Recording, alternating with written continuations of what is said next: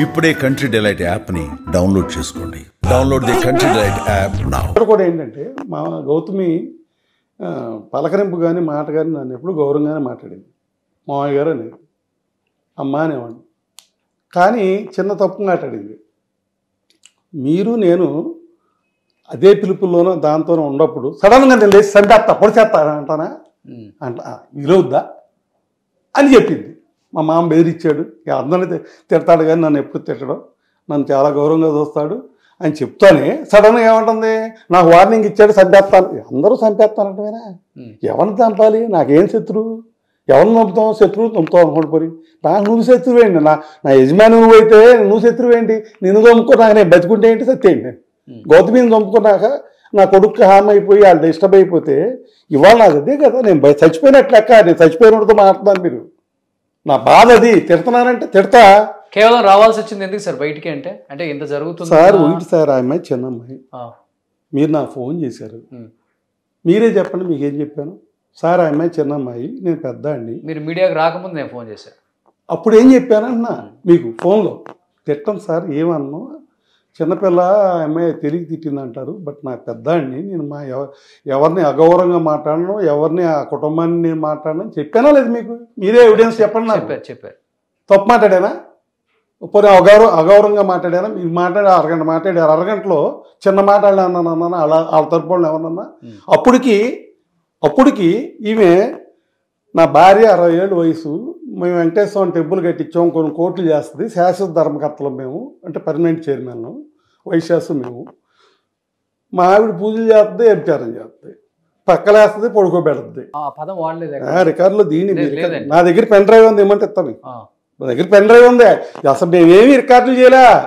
మాకు ఎవిడెన్స్ అంతా శిశుపాలుడు 100 బూతులు తిట్టే వరకు కృష్ణుడు ఆగాడు, మేము ఆ అమ్మాయి 100 బూతులు తిట్టే వరకు మేము ఆగాం. మాకు ఎవిడెన్స్ లేవు. ఆ అమ్మాయి ఎవిడెన్స్, ఆ అమ్మాయి మాట్లాడిన మాటలన్నీ పెన్ డ్రైవ్లో ఉన్నాయి. మా ఆవిడని అలా తిట్టింది, హీరోయిన్కి పక్కలేసింది, ఇంట్లో పడుకోబెట్టింది, పక్కలేస్తుంది, ఇవన్నీ అంది.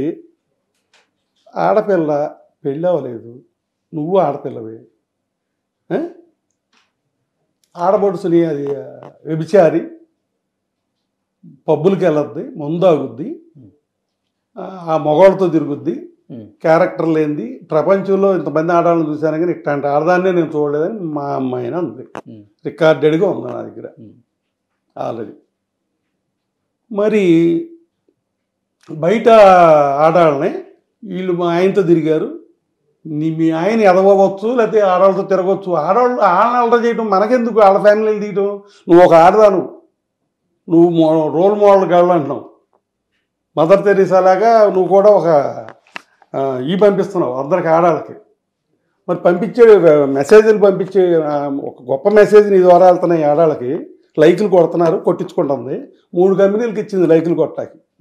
మా ఆవిడని బూతులు తిట్టింది, లైకులు కొట్టారు. ఏదో కంపెనీ అంట, కుషన్ కంపెనీ బాంబే, ఇంకేయో 2 కంపెనీలు అంట. ఫస్ట్ 25 రూపాయలు ఇచ్చిందంట. ఇప్పుడు నేను మీడియాకి వచ్చాక 250 రూపాయలు చేసింది ఒక లైక్. నేనేం కొట్టించుకోవట్లేదు, నాకెందుకు, నేను న్యాచురల్ మ్యాన్. ఆమె లైకులు కొట్టించుకుంటుందో. నేను మంచి అమ్మ అంటే నాకేమో బూతులు తిట్టేస్తుంది, ఆమెమో మా ఆవిడని బూతులు తిడితే లైకులు కొట్టించుకుంటాం. కొట్టించుకొని నాకేంటి అయిపోయింది. ఇప్పుడు ఆమె ఒక ఆడపిల్ల, కల్చర్ గలది, 3 డిగ్రీలు ఉన్నాయి, మంచి పెంపకంలో పెరిగానని చెప్తుంది కదా.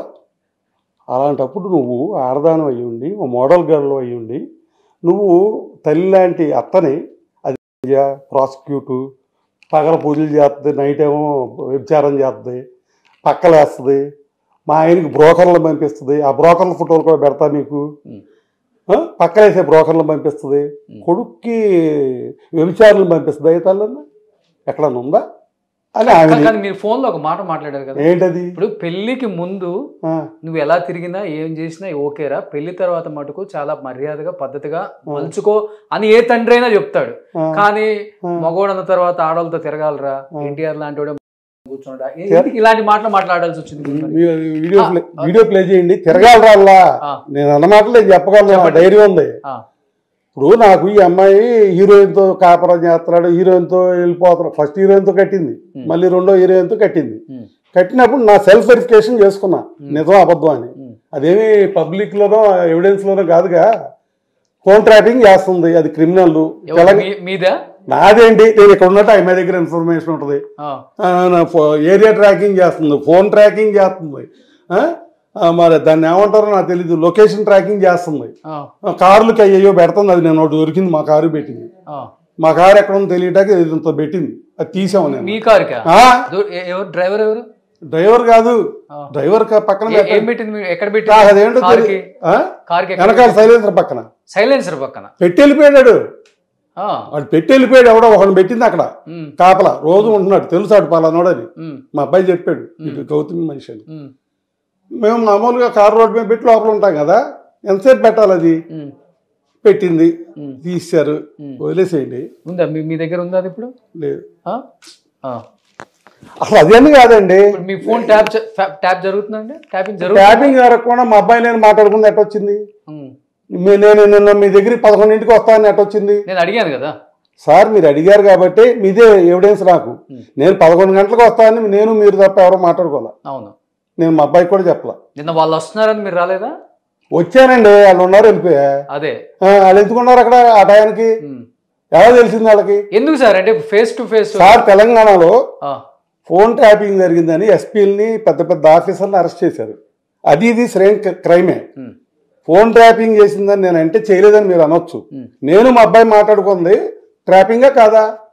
అది ఒకటి చెప్పండి. లేదు, నేను మీరు మాట్లాడుకుంది ట్రాపింగా కాదా? నేను అడిగితే చుట్టూ ఉన్న మనుషులు, నా మనిషి ఒకళ్ళు ఉన్నారు, అతను ఇన్ఫర్మేషన్ ఇచ్చారని కూడా ఏదో అన్నారు నాతో. ఇన్ఫర్మేషన్ వేరు, స్క్రీన్ మీద వాయిస్తో సహా ట్రాకింగ్ రావడం వేరు. ఓకే, వచ్చిందో రాలేదో ఒకటి చెప్పండి అసలు ముందు. ఇప్పుడు ఇది మీ అబ్బాయి మీరు మాట్లాడుకున్న ఫోన్లు బయటకు వచ్చి మీరు వేసారు కదా సార్, అది కరెక్టా కాదు? వేసారా లేదా? వచ్చిందా లేదా? నేను నిన్న మీతో 11 గంటలకు కలిసారా? మరి కేసు పెట్టారా మీరు నా ఫోన్ ట్యాపింగ్ జరుగుతుందని? ఆ అమ్మాయి భవిష్యత్తు ఏంటంటే, ఆ అమ్మాయి మేము కూడా వదిలేసాం. ఇందా చెప్పా కదా, తప్పులు చేయనియాలి, ఎవిడెన్స్ ఆ అమ్మాయి ఇచ్చుకుంటుంది. ఎందుకంటే ఒక మీడియాకి వెళ్ళాము, కట్నం అడిగారు, లేదా కేసు పెట్టానని చెప్తుంది. ఒక మీడియాలోనేమో నన్ను కట్నం అడగలేదు, డెవలప్మెంట్కి అడిగాడని చెప్తుంది, మా నాన్నస్థానం డెవలప్మెంట్కి అడిగాడని చెప్తుంది. ఒక దాంట్లోనేమో వాడు పేదోడు, ఏమి లేనివాడు, 5 ఏళ్ళు పోషిస్తాక నేనే పోషించాను, వాళ్ళకి బియ్యం పైకత్తులు నేనే పంపించాను మా మామగారికి అత్తగారికి అని చెప్తుంది.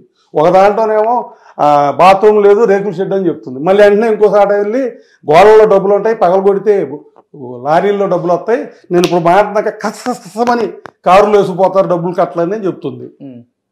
ఓ దాంట్లో ఇంకోటి చెప్తుంది. ఓ దాంట్లో అంటే నువ్వే నీ అంతటి నువ్వే కమిట్ అయిపోతున్నావు తప్పులు.